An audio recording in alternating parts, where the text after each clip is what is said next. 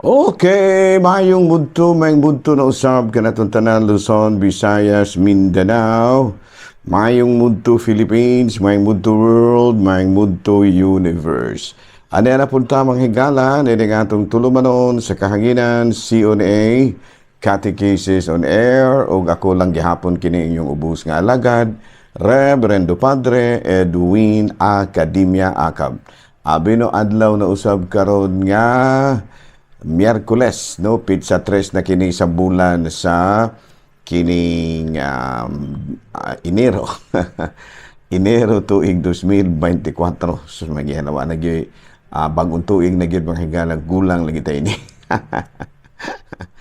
Tanaw ta sa itong kaugalingon mga higala, no? Medyo gulang-gulang lagi tayo ini, no?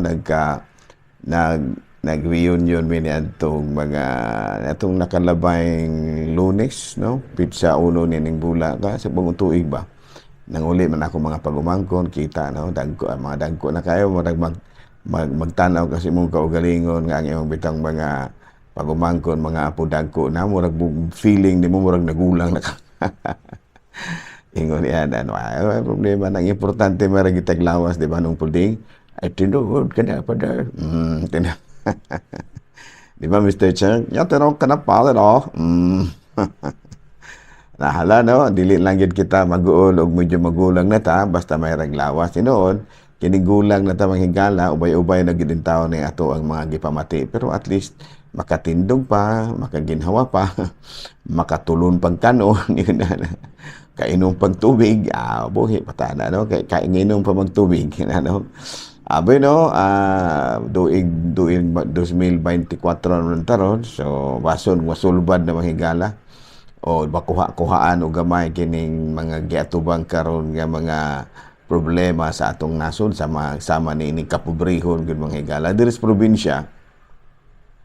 Dili gyud ta makaingong pobre gyud kaayo ang mga tao kay nara man gyud makaon.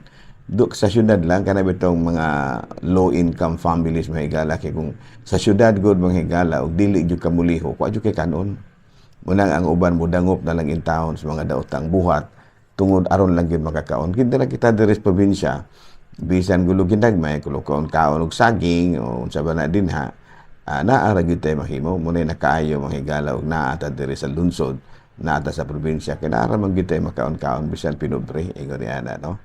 Unya tungod lagi sa kalisod labi na sa syudad mahigala nga unemployment yun ang problema dito. So kining unemployment usa magyud na sa hinungdan nga pobre kaayo ang tao. Unya inubanan pa niining inadequate access to healthcare and education mo sabot gyud ang kapobrehon mahigala kay wala man tay eksakto nga access sa healthcare. Ako nakasulay jud ko ana mahigala nagsakit akong tango nidaadto ko sa mga public kanang bitawng kini bitaw mga dispensary ba kining mga healthcare units nato sa mga kuan kanang probinsya magpaabot kag tango mahigala balibaran jud ka kay walay anesthesia kana bitawng libre nga ibot wala gyud kay mahimo kay o naa walay dentist naa magani anesthesia wa poy dentist naa poy dentist wa poy anesthesia so muna nga adto gyud ka mapaingon sa private. Ang problema sa private kana ibayad. Unya kung pobre ka, wala kay maayo nga kuan kining gitawag natong panginabuhian, maglison gyud ka mahigala sa healthcare. Ingon ana no ako experience gyud na ako mahigala no nga ang ato ang mga healthcare units. I don't know sa uban nga aspeto pero kabahin sa mga dentist nawa gyud na. Kini kabahin paibot-ibot og tangong libre wala na sa una mahigala kuan pa ko bata pa ko sayon kay nato ning sayon kay ning pagpaibot sa libre kini sa gobyerno ba karon matelisuda na una kabulo kag usay problema mahigala walay anesthesia kapobrihan na gyud kay nato mahigala no sa muna nga bason kining tuig 2024 masulbad na kining usa sa mga kining pipila ka mga dagko kay problema sa atong nasod kining kapobrehon poverty due to unemployment and adequate access to healthcare and education and also political corruptions and also natural disasters no bason mangande ra kita manghigala nga mo intervene na gyud, dunay gitawag nato sa in English divine intervention ba, aron gyud in taon pod masulbad na ning mga nag-una nga problema sa atong nasod nga giatubang sa mga pobre. Pobre man gyud mo. Pobre man gyud mga higala mo'y unang maigo na ini mga problema kabahin sa kinibang gitawag nato sa in English o mga gitawag bitaw nato issues ba? Issues, mga higala. Abi no, ari kita mga higala sa atong CBCP News, Balitang Simbahan, ining kamudtuhon. Obispo sa Pagadian, may panaw na human sa komplikasyon sa bypass heart surgery. Si Bishop Ronald Bong Lunas namatay ni adtong nakalabayng adlaw kagahapong adlaw dito sa Southern Philippines Medical Center sa Davao City. Ato karon ang iyang patayng lawas dito sa katedral sa Pagadian. Balita mga higala gikan sa Vatican, Pope Francis nagkanayon atong isalig ang tanang mga panghitabo sa tibuok kalibutan sa pagtabang sa atong inahan sa Dios, sa inahan sa Dios nga mao si Mama Mary. Mao kadto mga higala mga balitang simbahan ining kamudtuhon ug ari kita mga higala sa mga pangutana ug tubag sa mga pangutana sa kabahin sa atong pagtuo. Number 1 question.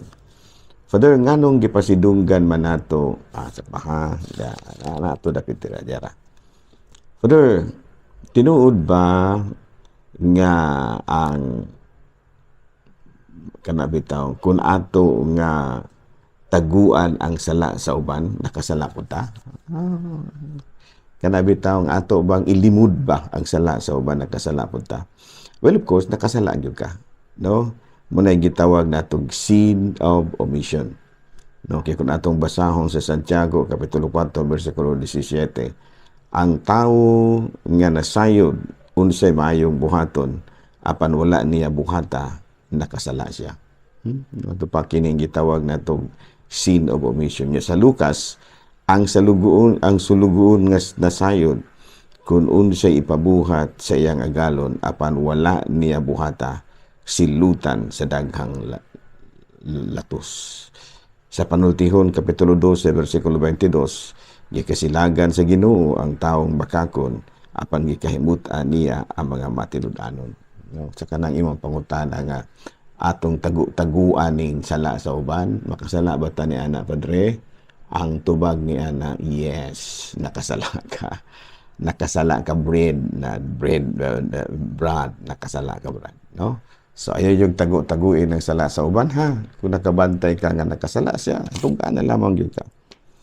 Padre, tinuod ba nga dili base sa Biblia ang pagtulunan sa Katoliko? No? O matod pa, huna-huna lamang sa tao? No? Kanang gitawag na itong iya lamang sa tao ang atuang mga gipangtudlo. Ang tubag ni ana, kita manggod, no, doon na tayo sa pagtulunan ang Katoliko, doon na kita tulo kang gingikanan sa atong pagtulunan. Unang-una, Biblia. Ikaduha, tradisyon. Ug ang ikatulo, magisterium. Unsa man ning sacred scripture, mao kini ang Biblia, no? Kaya, sige man ta binase magid sa Biblia po ning kining atuwa nga gitmong tudlo. Apon usay na usahay nga wala sa Biblia pero nanudlo gyapon kay mo man atong tradisyon, no? Kana bitong naandan ba sukad pas mga apostoles. Dayong kining magisterium ang katungod sa simbahan pagpanudlo kay niingon baya ang Ginoo nga ngadto sa mga apostoles kun unsay inyong itugot dinhi sa yuta itugot usab didto sa langit, kun unsay inyong idili dinhi sa yuta idili usab didto sa langit, no? Unya kining kabahin sa tradisyon matud pa dire sa in English aron masabtan gyud ninyo ikaduhang sulat ni San Pablo ngadto sa Tesalonica Kapitulo 2 versikulo 15. So then, brothers and sisters, stand on to the tradition which you were taught, whether by word of mouth or by letter. Sa to pa. So then, brothers, stand firm and hold on to the tradition which you have been taught, whether by word of mouth or by letter. Sa to pa kana barugi gyud ninyo ang mga pagtulunan nga mong gitudlo kaninyo. sukad pa pinaagi ba sa pulong o pinaagi ba sa sulat sa Biblia. Nasuto pa kini mga naandan ba nga gitudlo sa mga apostoles muna sa tradisyon. Ang mga laing relihiyon wala ni ini kay dili man guni sila konektado sa mga apostoles. Wala ni sila tradisyon. Kaya nga naman wala man sila koneksyon sa mga apostoles. Sa ilahang pagpanudlo binasigid lamang puro sa Biblia. Nya wala po sila katungod sa paghimo og balaod kay wa man lagi sila koneksyon sa mga apostoles. Kung connected ka sa mga apostoles, doon na may giingon. Giingnan man ni Kristo ang mga apostoles. Dawatan ninyo ang Espiritu Santo, kung unsay inyong itugot din sa yuta, itugot usab dito sa langit. Kung unsay idili din sa yuta, idili usab dito sa langit. So, na hinungdan nga, naata ni ining gitawag na itong magisterium or katungod sa pagtudlo. Okay? Bino, ari kita sa laing pangutana. Father, nganong gipasidunggan man nato ang mga santos ug santa sa langit? Number one is, tungod sa ilang dalaygong binuhatan o kinabuhi nga gipuy-an sa diri pa sila sa kalibutan. Ano? Sa to pa, ato silang gipasidunggan kay mga mayo malagi silang buhat. Unya, number two, ilang mangguda, they represents Christ. No, ilang gipuy-an ang pagtulunan ni Kristo sa mga apostoles, sa mga kuan, sa mga santos sa langit, no? Kay mas matod pa sa Mateo kapitulo 5 versikulo 10 matod pa dire. Bulahan ang nagtinguha sa pagtuman sa kaubuton sa Dios kay tagbawon sila sa Dios. Sa manang bulahan. Kuan ba? Kanang fortunate ba? Okay, sa Roma kapitulo 12 versikulo 10, be devoted to one another, no, honor one another about ourselves, just like ourselves. Ano? Unya, sa unang sulat ni San Pablo nga sa Thessalonica, kapitulo 5, versikulo 12 hanggang 13, mga igsuon, naghangya ako kaninyo, nga inyong tahuron ang nag-alagad kaninyo, sila nga gipili sa Ginoo aron pagdumala o pagtudlo kaninyo. Tahuran ninyo ang mga higugmaa pag-ayo. Ito pa, kinibitang pagtahon na to sa mga patay, sa mga maing tao. Gitudlo din ni Jesus sa unang sulat ni San Pablo nga sa Thessalonica, kapitulo 5, versikulo 12 hanggang 13. Okay nga, no? Pada nga no, mangyod nga manguros man kita, no? Nga no, mangyod nga manguros man ta panahon sa magampo. By the way, kini pagpanguros mahigala mo man ko ano gunay siya og sa to pa introduction ba sa dili pagtapag-ampok. So unsa may atong gisulti sa ngalan sa Amahan, sa Anak, sa Espiritu Santo. Amen. Nya nanguros ta. Buti pa sabot nga ang matod pa ang pagpunguros dako kay kalambigitan sa Santissima Trinidad. No, kay matod pa ang cross mao man lagi ang kadaugan ni Kristo. Okay, no? So kining kuandaan, kinidaang pagpanguros nimo, naghiskot na daan ka og Amahan, Anak, ug sa Espiritu Santo. Sa ito padako kay kini siya kahulugan sa atong pagkatao. Number two, and the saving work of Christ and the death on the cross on Good Friday. Sa ito pa, dako kay na siya og kahulugan kalang kanato ang pagpakamatay ni Kristo dito sa krus panahon sa Biyernes Santo. No, muna nga ang maong kamatayon ni Kristo kanunay ganatong gihinumduman. O matud palagi ang paghimo natong pagpanguros mo paghinumdum kanunay sa pagluwas ni Kristo kanato diha sa krus. Okay, another question. Father, nganong nagsaulog man ta og fiesta naa ba na sa Biblia? Abay no, kung Biblia na malamang hisgutan ay daghan diri, no? Sa Exodus kapitulo 3 versikulo 16, sa ulugan ninyo ang piyesta sa pagpangani, ingna ninyo sa unang bunga, inig-ani ninyo sa unang bunga, ug inyong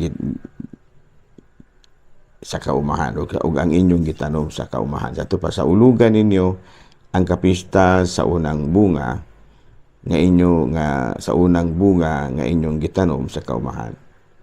Unya sa Exodo Kapitulo 34, versikulo 22, tumana ang piyesta sa mga simana sa pagpangani ninyo sa unang bunga ug sa uluga usab ang piyesta sa mga prutas ug sa katapusan sa tuig.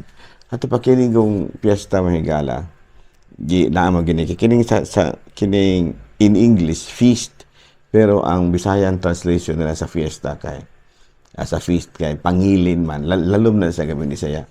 Pero actually ang meaning anang pangilin is fiesta gina siya. O klaro ba? Pero lalom na pag siya kay ato yung tanawon wala man tayo gamit ini word nga pangilin unta. Fiesta man gyud, no, pero sa pwede kay tabuang ang gigamit nila pangilin fiesta man. Pero wala man kita kanara mga politiko usahay may nadunggan nato nga mogamit og word nga pangilin. Pero kita fiesta man gyud, wala man ta niingon nga mangilin ta, no? Tano sa metong isulti, mamista ta, ano? Kanang magpistas baes, mingon tataw, tutas baes sa mista ta. O ta niingon, tutas baes ta magmangilin ta dito. So muna no, ang feast na ang translation nato sa feast fiesta gyud, pero natingala ra ko sa Bible nga ang gigamit nila pangilin. No, ana. Pero muna nga kung mangita kita og biblical base sa fiesta naa ginas Biblia. Klaro? Klaro na siya. Daghan kay na siya. No? No? Dili na lang una kita kutob ha. Actually, higala wala po yung kumauli pag-ayaw. Napag-gamay pamaol sa akong mga bukton, akong mga kilid-kilid, no? Kaya tungod lagi siyam kaadlaw nga tunuog ba? Tunuog. Pero kahinahin niya, during from 25 to 31, everyday na ako schedule sa mga nga wadyo ko kapahuway kay bason kay wala naman kay di naman kay bugat kining fiesta sa Santo Niño basig madala-dala na ni uli anata ni. Okay, klaro? Pero din na lang una kita kutob, ako lang gihapon kini yung ubos nga alagad Reverendo Padre Don Academia Akab, manamilit na usab kaninyo og manalangin kanato ang Dios makayagahong tanan, Amahan, Anak, Espiritu Santo. Tapos na nga to ang pagkatekises, dado na to ang kalinaw ni Kristo. Salamat sa Diyos. Mayong Mundo, Pilipinas.